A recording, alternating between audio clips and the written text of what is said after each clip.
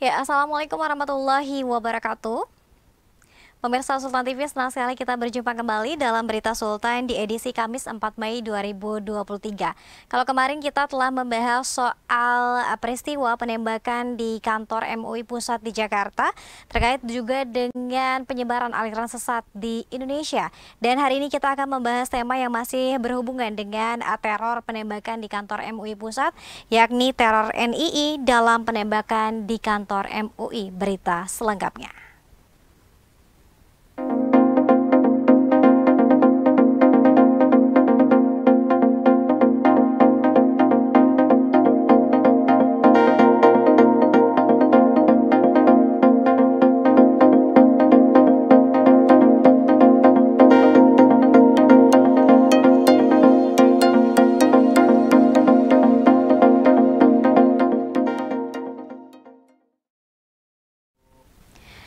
Ya, pemirsa, seperti kita ketahui bersama bahwa telah terjadi penembakan di kantor Majelis Ulama Indonesia atau MUI Pusat yang dilakukan oleh pelaku berinisial M yang terjadi pada hari Senin ya kemarin. Lalu diduga ini pelaku M terafiliasi dengan kelompok Negara Islam Indonesia atau NII. Dugaan pelaku terafiliasi dengan NII menguat lantaran pelaku mengaku sebagai nabi saat memaksa ingin bertemu dengan ketua MUI. Dan kita akan membahas soal teror NII dalam peristiwa penembakan di kantor MUI Pusat Jakarta. Telah terhubung dengan narasumber kita hari ini, ada Mas Ken Setiawan selaku pendiri NII Crisis Center dari Lampung. Assalamualaikum, selamat siang Mas Ken. Waalaikumsalam, selamat siang. Selamat siang, Mas Ken, sehat hari ini? Alhamdulillah sehat. Itu yang paling Alhamdulillah penting karena sehat. kita Baik. aktivitas. Ya, ini masih dalam momentum suasana Idul Fitri. Maaf lahir batin Mas Ken. Sama-sama, kalau ada Sama. salah silap. Mas Ken mungkin mudik tahun ini? Mudik baru kembali kemarin dari Jawa Tengah. Baru kembali. Baik, sebelum Saya mungkin kebetulan kita membahas di soal Lampung. spesifik tema teror NII, mungkin bagaimana tanggapan dari Mas Ken terkait dengan peristiwa penembakan yang terjadi di kantor MUI Pusat Jakarta ya kemarin lusa, dan apakah kemudian ini juga masih ada kaitannya kalau kita flashback sedikit lagi, ada juga peristiwa yang mungkin serupa, ada seorang perempuan yang juga pernah memaksa masuk ke istana ya, Mas Ken, silakan. Betul, cara tentang penembakan kemarin yang di MUI memang menarik. Karena ini juga pas lagi rame-ramenya kasus NI rame, namun agak berbeda. Kelompok ini, kalau kita sebut NI memang saya melihat bukan NI yang Komandemen Wilayah 9. Jadi kalau sebelumnya pernah kita ramai dengar kasus penangkapan pimpinan Khilafatul Muslimin, yang semua orang juga kaget, ternyata di berangkasnya itu bukan hanya ratusan juta tapi juga puluhan miliar. Hmm. Nah, kelompok ini memang pada dasarnya adalah kelompok NI yang sudah metamorfosa dengan kelompok-kelompok baru. Mereka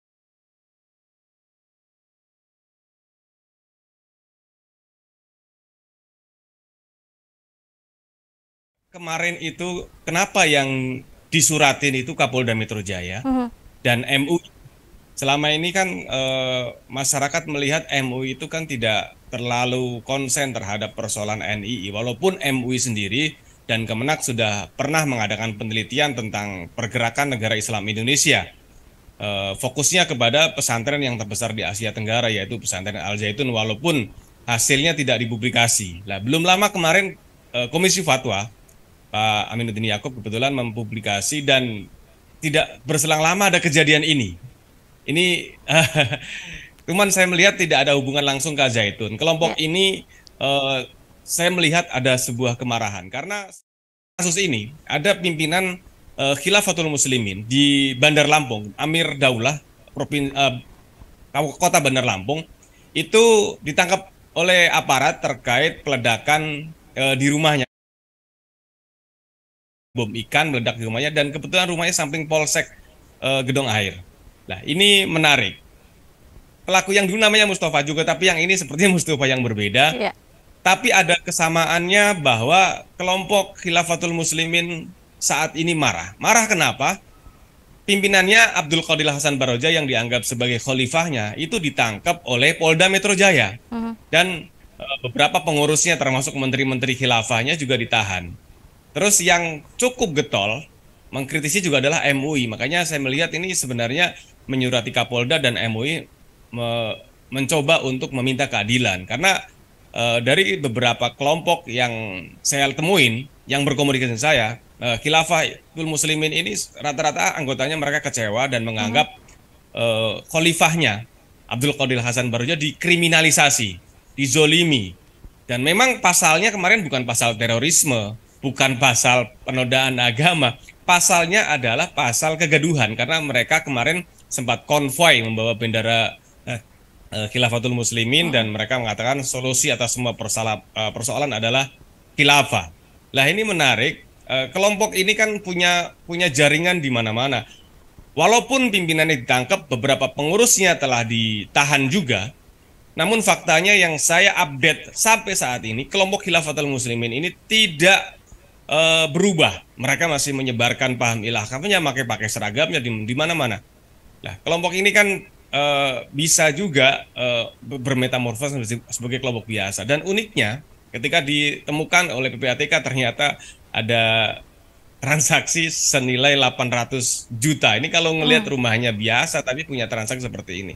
Ini tidak begitu kaget karena sebelumnya Khilafatul Muslimin di brankasnya itu juga puluhan miliar. Bukan hanya beberapa miliar tapi ada puluhan miliar yang ditemukan sehingga ada korelasinya karena hampir semua kelompok radikal di Indonesia termasuk juga yang melakukan aksi terorisme itu ibu kandungnya adalah NII. Termasuk Abdul Qadir Hasan Baroja ini adalah tokoh NII yang juga pernah divonis 2 kasus. Yang pertama yang heboh itu kasus peledakan bom Borobudur. Jadi NII yang coba mencari wajah-wajah baru dan ini menurut saya membahayakan negara kelompok ini. Baik, Mas kan kalau kita lihat dari peristiwa tempat kejadian ya, kalau tidak salah kita juga sempat membaca bahwa Mustafa ini beberapa kali, jadi sebelum melakukan penembakan di hari Senin, ini sudah beberapa kali katanya datang ke kantor MUI dan ingin menemui ketua, meskipun memang ketuanya ini tidak disebutkan namanya. Jadi yang menjadi target dari pelaku ini apakah MUI-nya atau orangnya atau tadi Polda Metro Jaya, Mas? Ya, saya rasa mereka berusaha untuk mencari keadilan, bukan untuk dirinya, tapi untuk pimpinannya yaitu Abdul Qadir Hasan Baroja. Karena di dalam doktrin NII sendiri, seperti sama pada kasus Mustafa, semua orang mengatakan bahwa kenabian belum ditutup oleh Nabi Muhammad. Jadi siapa saja yang hari ini menyampaikan syiar, menyampaikan dakwah juga layak disebut sebagai orang Nabi. Dan Allah atau Tuhan itu adalah wakil Allahnya adalah pimpinan mereka, khalifahnya, amirnya, pemimpinnya. Jadi tidak heran kalau ada kelompok mengaku bahwa dirinya adalah wakil Tuhan. Jadi ini bagian dari kelompok dan sama dengan pemikiran kemarin yang dilakukan oleh Mustafa menganggap sebagai nabi, sebagai orang yang karena memang nabi itu bagi mereka seperti seorang lurah. Orangnya boleh meninggal, tapi jabatannya akan terus berlanjut. Jadi belum ditutup oleh Nabi Muhammad. Ya sebenarnya mereka kalau dibilang penodaan agama, saya rasa ini juga masuk ke sana. Cuman karena mereka kan pahamnya ke dalam, tidak pernah disampaikan secara meluas. Paling hanya orang-orang terdekatnya yang mengetahui bahwa pengakuan seperti Nabi. Kita pernah dengar Ahmad Musodik, Panji Gumilang, ini juga nabi-nabi baru. Cuman kan disampaikannya di internal kelompoknya dan orang-orang sekitarnya sehingga tidak terpublish. Demikian. Dan kalau kita runut lagi tadi seperti apa hubungan antara basis massa NII ya Mas kan dengan juga keberadaan dari Pondok Pesantren Al Zaitun? Ya, NII sempat ramai kemarin terkait dengan Al Zaitun dan sebenarnya saya berharap MUI ini mempublikasikan hasil temuan secara full dalam bentuk buku. Ini sudah dibukukan. Termasuk Kementerian Agama, agar masyarakat mengetahui kalau perlu dibuat fatwa. Dan ini menjadi landasan aparat untuk menindaklanjuti persoalan NII. Karena NII sekarang pecah menjadi sekian banyak kelompok. Dan yang paling menarik memang Al Zaitun, karena pesantrennya terbesar di Al Zaitun. Kemarin Khilafatul Muslimin bagian dari NII juga, cuman kan dianggap sudah selesai karena pimpinannya sudah ditangkap. beberapa menterinya, beberapa pengurusnya juga sudah ditangkap. Lah, yang KW9 ini Al Zaitun kan masih eksis. Bahkan kemarin menggunakan konsep mazhab baru. Ada mazhab Bukarno. Ini kan menarik. Oke, kalau kita melihat Pak Soekarno ini dalam konsep perjuangan, beliau ada tokoh pejuang yang luar biasa. Tapi kalau dalam beragama saya rasa tidak boleh kita yang kita kenal kan mazhab Syafi'i, Hanafi, Hambali. Jadi ini ada mazhab Bung Karno dan ritual agamanya aneh. Nah, ini saya juga melihat Kementerian Agama, MUI juga kayaknya tidak tidak tidak garang seperti kasus-kasus lain. Padahal kalau menurut saya ini sudah masuk kategori penodaan agama. Dan sebenarnya ini juga menjadi langkah aparat juga untuk menindaklanjuti, dan kami bersama kawan-kawan mantan ASN rencana minggu depan akan melaporkan Panji Gumilang terkait penodaan agama ini, ada mazhab baru dan kegaduhan. Kami juga akan membawa korban-korban ini untuk bersaksi, termasuk kami juga akan menghadirkan, kami akan minta hasil penelitian MUI ini yang sudah final dibukukan, ada hubungan. Ada 3, yang satu hubungan tentang pendanaan, tentang masalah doktrin, termasuk historik kepemimpinan. Bahwa pimpinan NI adalah pimpinan Al Zaitun. Karena selama ini saya melihat Al Zaitun terlalu kuat, karena ya barangkali ada mungkin tokoh yang juga di belakangnya. Karena sebelumnya beberapa kasus tanah, kasus termasuk pimpinannya sendiri, kasus pencabulan, ini juga lepas, padahal bukti dan saksi sudah kuat, namun ternyata ada propaganda, TKP-nya dirubah dan lain, sehingga Panji Gumilang tidak terjerat kan kasus itu. Sebelumnya hanya terjerat kasus pemalsuan dokumen, karena di dalam Yayasan Al Zaitun salah satu pengurusnya dirubah dan tidak ada persetujuan pemalsuan tanda tangan, kena ditahan Panji Gumilang kena kasus pemalsuan dokumen. Tapi selebihnya kasus makar, kasus NII, kasus pencabulan, kasus yang lain lepas lah. Kita berharap ke depan aparat menindaklanjuti informasi yang jelas ini sudah masuk penodaan agama, ini masuk kegaduhan, dan saya berharap penelitian MUI dan Kemenak menjadi landasan aparat untuk menindaklanjuti persoalan ini. Jadi jangan sampai paham ini menyebar, karena gerakan ini masih menyebar dan merekrut orang. Kami dari NI Kristen masih banyak mendapatkan laporan dari masyarakat terkait korban-korban NI yang kita interogasi, semua mengarah kepada pesantren Al Zaitun di Indramayu, Jawa Barat. Baik, kalau tadi Mas Ken menyebutkan bahwa salah satu motifnya adalah untuk membela pemimpin mereka ya, karena memang tadi dalam bentuk sakit hati atau mungkin juga ada perasaan dendam yang kemudian diluapkan dalam bentuk penembakan di kantor MUI Pusat ya, yang ditujukan kepada MUI dan juga Polda Metro Jaya. Dan selain itu, apakah kemudian ada tujuan lain yang mungkin apakah masih sama Mas Ken? Tujuan dari NII ini untuk mengubah ideologi Pancasila di Indonesia atau seperti apa? Ya, konsep NI dan konsep khilafah sama. Mereka berusaha membuat sebuah negara agama, bahwa negara kita harus bersumber pada hukum Islam, harus syariat Islam tegakkan, dan mereka ketika kecewa dengan satu hal, salah satunya ketika misalnya Khilafatul Muslimin pimpinan ditangkap. Nah, ini kan akan mengakibatkan orang kan psikologinya berbeda-beda. Ada yang sabar, ada yang hanya maki-maki, ada yang juga doktrinnya ini perang kok. Kenapa nggak kita harus eksekusi? Lah ini yang kita khawatirkan, orang-orang yang kita katakan sebagai sumbunya pendek, ini sangat berbahaya karena mereka bisa melakukan dan bisa terjadi.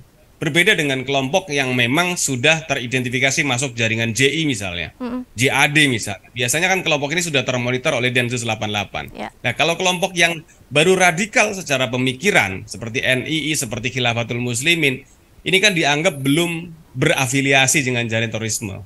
Masih dianggap sebagai radikal pemikiran. Nah, ini kan ketika mereka melakukan aksi, mendapatkan dukungan. Kalau orang biasa saya rasa tidak akan mendapatkan akses, apalagi membawa senjata, walaupun airsoft-gun ya, tapi kan ini kan butuh jaringan, artinya dia tidak sendiri. Dan dari penelusuran PPATK, 800 juta itu bukan angka yang sedikit, angka yang kecil, walaupun kita melihat bukan hanya kali ini dia bermasalah dengan aparat. Dulu di Lampung juga dia pernah ditahan selama 5 bulan karena melakukan perusakan terhadap gedung DPRD Provinsi Lampung.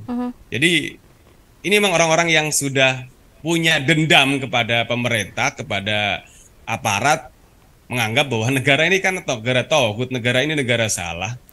Nah, mereka yang akan memberikan solusi atas permasalahan negara karena mereka dianggap tadi wakil-wakil Tuhan, mereka adalah orang-orang rasul-rasul, orang-orang yang ditugaskan Tuhan untuk menyampaikan risalah, menyelamatkan dunia ini. Nah, ini kan pemikiran-pemikiran seperti ini berbahaya, Mbak. Mhm, mhm.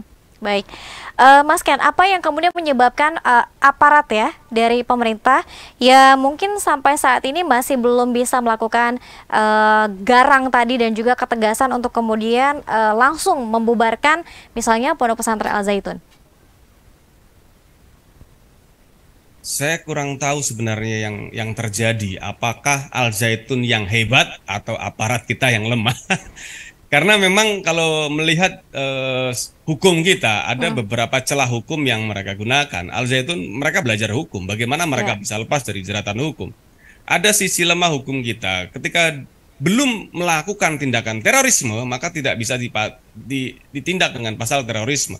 Adapun ketika ditindak dengan pasal makar, misalnya kan, harus ada dilengkapi dengan alat bukti, hmm, ada misalnya KTP, ada bendera, ada lagu kebangsaan, ada struktur. Nah, kelompok ini tidak pernah mempunyai KTP sampai saat ini. Jadi kalau menindak dengan pasal makar misalnya agak susah. Dengan terorisme, mereka secara kasat mata yang kita lihat di sana itu nggak diajarkan tentang bagaimana jadi teroris. Orang logonya aja, slogannya di sana, Pusat Budaya Toleransi dan Budaya Perdamaian. hmm, Artinya kelompok ini berusaha menyembunyikan jati diri yang aslinya. Kalau bahasa NIA ada takiyah, dia bersembunyi di balik fakta yang sebenarnya. Sehingga masyarakat melihat, oh ini pesantren kok bagus, nggak mungkin ini pusat ini. Apalagi pesantrennya mewah, ya, mega, terbesar di Asia Tenggara. Jadi ini yang akhirnya muncul banyak opini pada masyarakat. Jangan-jangan ini ada yang memang ada yang backup, ada yang memelihara. Karena memang kita lihat Al Zaitun punya basis massa yang cukup besar di samping kalangan santri dan orang tua, eksponen. Jaringan NII juga cukup besar di Indonesia dan memang dalam dunia demokrasi siapa yang punya masa besar pasti akan diperhitungkan oleh mhm, kelompok politik. Jadi ya, ini menjadi dilematis. Makanya kalau bisa negara ini membuat regulasi yang melarang semua paham yang bertentangan dengan ideologi Pancasila. Jadi nanti para korban kita kita wawancari semua bahwa ini loh mengarah ke sana semua dan memang anti Pancasila baru bisa. Kalau tidak, ya mereka atas nama kebebasan pendapat, atas nama demokrasi mereka akan melakukan infiltrasi, bahkan tidak sedikit pejabat kita yang datang ke sana. ya, Jadi ini yang akhirnya mempunyai opini, jangan-jangan ada yang pelihara karena mhm, memang dilematis kasus terorisme di Indonesia. ya, Yang ditangkap itu kan ibarat pohon itu buahnya, akarnya nggak dicabut. Jadi kalau akarnya nggak dicabut, bahkan mungkin bahasanya ada yang nyiram pohon itu, ya maka setiap musim pohon itu akan berbuah. hmm, ya, Jadi persoalan terorisme tidak akan pernah berhenti. Apalagi ya tadi akses kepada kepemilikan senjata juga cukup mudah. Seperti kasus yang di Istana, yang kasus ya, kemarin, orang sipil bisa mendapatkan akses senjata walaupun itu soft gun ya. Tapi kan ini ketika terjadi, ini kan menghebohkan masyarakat sih. Dan mhm. mereka sudah sukses untuk membuat teror, menakut-nakuti masyarakat bahwa ini ada loh, gitu. Mhm, mhm. Baik, seperti yang sudah disinggung juga oleh Mas Ken tadi bahwa ini kan 2023 sudah masuk ke pertengahan tahun, artinya kita juga akan segera memasuki tahun politik, Mas Ken. Seperti apa kemudian, apakah kalau dari hasil mungkin apa ya sedikit kita boleh meramalkan ya, apakah letupan-letupan yang sama ini akan terjadi lagi mendekati tahun politik di Indonesia? Seperti apa dinamikanya, Mas? Ya, saya melihat tensinya pasti akan semakin naik. Hmm, Kelompok-kelompok radikal ini kan secara pemikiran memang sudah anti terhadap aparat, anti terhadap pemerintah. Bahwa mereka menganggap ini togut dan mereka melihat 2024 ini sebagai peluang karena kelompok ya, NII, baik yang lokal NII penerusan Kartosuryo maupun NII yang sudah transformasi bergabung dengan kelompok khilafah, mereka yakin tepat satu abad mereka runtuh 1924, yaitu satu abadnya adalah 2024, mereka hmm, yakin mereka akan bangkit kembali, jadi mereka juga akan mencoba mencari kendaraan menuju kekuasaan. Kalau tidak, mereka juga akan mencoba alternatif yang kedua yaitu kudeta. Ini yang nggak kita harapkan. Makanya kita berharap masyarakat, aparat juga kita meningkatkan kewaspadaan karena mereka bisa jadi sudah ada di sekitar kita karena mereka sudah pengakuannya infiltrasi terhadap ASN, terhadap bahkan aparat kita TNI Polri. Jadi kita harus waspada karena faktanya hari ini kita sudah diadu domba antar suku, antar agama, bahkan yang seagama pun kita ribut. Nah, ini menjadi evaluasi buat kita juga umat beragama. Mari kita sadar bahwa kita diadu domba, mari kita bersatu supaya kita tidak mudah terpecah belah. Baik, terlebih kita akan mendekati tahun politik ya Mas Ken ya. Ini harus tetap menjaga kondusivitas dan tadi juga kepada masyarakat juga untuk tetap tenang ya, karena memang kalau kita melihat berita yang seperti ini agak mengerikan dan juga mungkin masyarakat merasa takut begitu. Mas Ken, terima kasih banyak atas kebersamaannya di siang hari ini. Kita berharap tidak ada lagi ya peristiwa serupa, meskipun memang tadi Mas Ken menyebutkan bahwa sepertinya sih mendekati tahun politik ini tensinya akan lebih tinggi, bahkan tadi disebutkan 1 abad ya Mas Ken, ini yang kemudian juga diprediksi sebagai atau mereka yakin sebagai kebangkitan mereka kembali. Terakhir sebagai closing statement Mas Ken, barangkali pemirsa juga ini yang tengah merasa takut dari kalau kita misalnya flashback ketika perempuan datang ke istana, kemudian hari ini kita menemukan peristiwa yang serupa kembali di kantor MUI Pusat, masyarakat seperti apa harusnya? Silakan. Ya, kita harus membentengi lingkungan kita dari bahaya intoleransi, radikalisme, dan terorisme. Kita harus berbanyak forum-forum kebangsaan, forum-forum kebinekaan untuk kita bisa hidup, duduk, berdampingan. Walaupun latar kita, agama, suku kita berbeda. Jadi, kalau orang Jawa bilang kalau kita masih berpikiran sempit itu ngopi nih kurang kental, dolani kurang ado. Mari kita sering duduk bersama, walaupun beda agama, walaupun beda suku, kita satu Indonesia. Kita lahir dan besar di Indonesia, mari kita aplikasikan cinta tanah air sebagai sarana kita untuk duduk bersama-sama untuk menjaga negara kita. Baik, sekali lagi terima kasih banyak Mas Ken Setiawan, pendiri NII Crisis Center. Sehat selalu Mas, dan semoga tetap semangat untuk kemudian tadi menggelorakan semangat kebangsaan dan juga memberikan edukasi kepada pemirsa ya, khususnya mungkin semangat tentang kebangsaan dan juga seperti apa ciri yang mungkin ya bisa kita lihat secara kasat mata ketika misalnya kita apa ya yang disinyalir tadi kelompok-kelompok radikal begitu. Terima kasih pemirsa atas kebersamaan Anda. Tentunya nanti kita akan hadir kembali dalam Berita Sultan dengan tema dan juga pembahasan menarik lainnya. Akhir kata saya Dea Lintawangi beserta seluruh kerabat kerja pamit undur diri. Terima kasih atas kebersamaan Anda. Wassalamualaikum warahmatullahi wabarakatuh.